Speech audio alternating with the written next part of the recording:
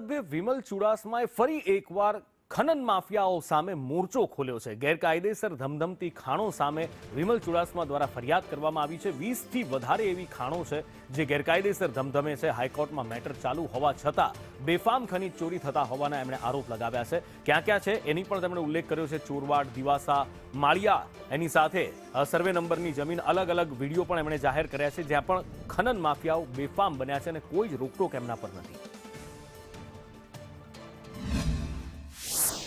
ખનીજ માફિયાઓ જે છે એ ખનીજ માફિયાના નામ સહિત આપણે લોકોને સમગ્ર આપેલા છે અને એ તમામ નામો છે એ આપવામાં છે। સર્વે નંબર આપવામાં છે, સર્વે નંબર કોની જમીન છે અને કોણ ખનીજ માફિયા ચોરી કરે છે એને નામ આપવામાં આવે છે।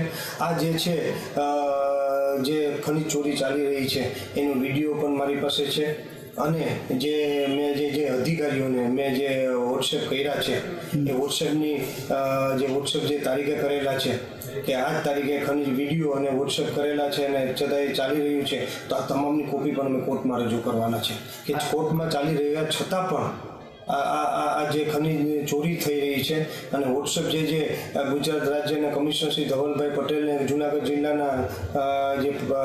જિલ્લાના મુખ્ય અધિકારી જે ખનીજના છે એમને જે મોકલેલું છે એ વોટ્સએપ જે મોકલેલું છે એની કોપી પણ અમે કાઢી અને જે તારીખે મોકલેલું છે અને જે તારીખે ખનીજ ચોરી થઈ રહી છે જે તારીખનો વિડીયો છે એ સહિત અમે કોર્ટમાં રજૂ કરશું।